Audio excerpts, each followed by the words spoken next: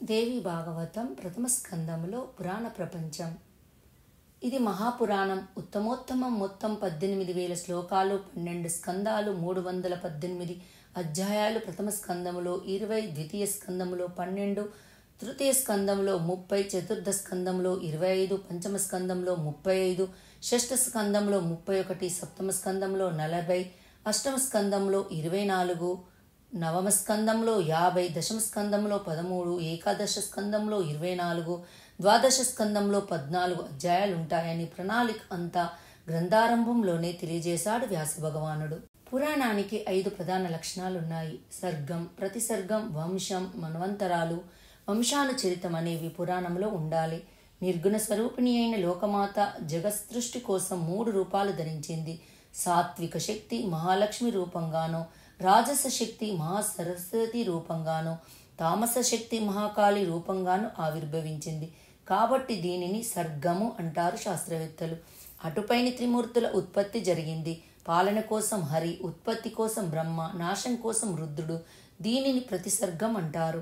రాజులకు సంబంధించి సూర్యచంద్ర వంశాలను, రాక్షసులకు సంబంధించి హిరణ్యకశిపుని ప్రభృతులను వంశాలను వివరించడమే వంశం. స్వయంభువుడు మొదలుకొని ఆయా మానవులు వారి కాలాలను వర్ణించి చెప్పడమే మన్వంతరాలంటే. వారి వంశాల అనుక్రమాన్ని తెలియజెప్పడమే వంశానుచరితం. ఇలా పురాణాలన్నీ పంచలక్షణ యుక్తాలు.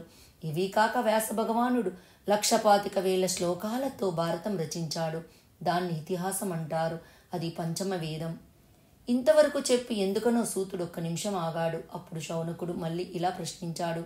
సూత మహర్షి, నువ్వు సర్వజ్ఞుడివి. అందుచేత ఆ పురాణాలు ఏమేమిటి సవిస్తరంగా తెలియజేయి. మేమేమేమో కాలానికి భయపడి ఈ నైమిషారణ్యములో నివసిస్తున్నాము. కలిదోషం కలికానికైనా కనిపించని ప్రదేశం మాకు చూపించు మహానుభావ అని మేమెంత ప్రార్థిస్తే అలనాడు బ్రహ్మదేవుడు ఒక మనోమాయ చక్రాన్ని సృష్టించి మాకిచ్చాడు. దుర్లించుకుంటూ దీని వెంట వెళ్ళండి. దీనినేమి ఎక్కడ శిథిలమవుతుందో ఆ ప్రదేశం పరమపావనమని గ్రహించండి. అక్కడికి కలి ఎప్పుడూ ప్రవేశించలేడు. అక్కడ మీరంతా మళ్ళీ సత్యయుగం వచ్చేంత వరకు హాయిగా నివసించండి అని ఆజ్ఞాపించాడు. ఆయన మాట మీద చక్రాన్ని దొర్లించుకుంటూ బయలుదేరాము. ఇక్కడికి వచ్చేసరికి దానినేమి శీర్ణమైనది. అందుకే ఇది నైమిష క్షేత్రమైంది. ఈ ప్రదేశం పరమ పావనం. కలికి ప్రవేశం లేదు. అందుకని దీన్ని నివాసంగా చేసుకున్నాము.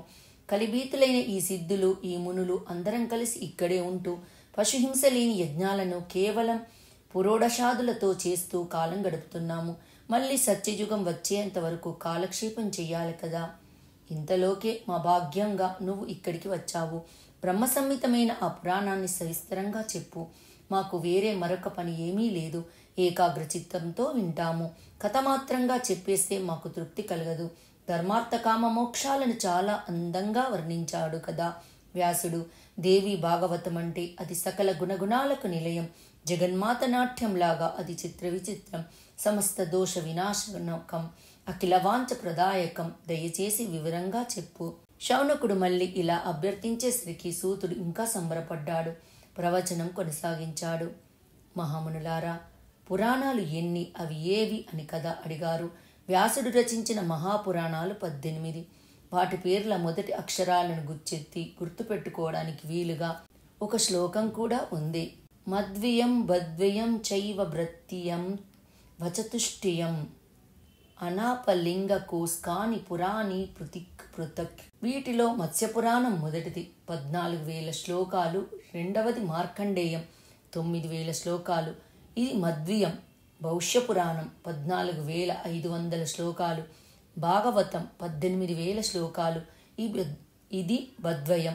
బ్రహ్మపురాణం 10,000 శ్లోకాలు. బ్రహ్మాండ పురాణం 12,100 శ్లోకాలు. బ్రహ్మవైవర్త పురాణమేమో 18,000 శ్లోకాలు. ఇవి భ్రత్రేయం. వామన పురాణం 10,000 శ్లోకాల గ్రంథం. వాయుపురాణం 24,600 శ్లోకాలు. విష్ణు పురాణంలో 23,000 శ్లోకాలుంటాయి. వరహపురాణం 24,000 శ్లోకాల గ్రంథం. ఇది వచతుష్టియం. ఇంకా అగ్నిపురాణంలో 16,000, నారద పురాణంలో 25,000, పద్మపురాణంలో 55,000, లింగ పురాణంలో 11,000, గరుడ పురాణంలో 19,000, కూర్మ పురాణంలో 17,000, స్కాంద పురాణంలో 81,000 శ్లోకాలు ఉంటాయి.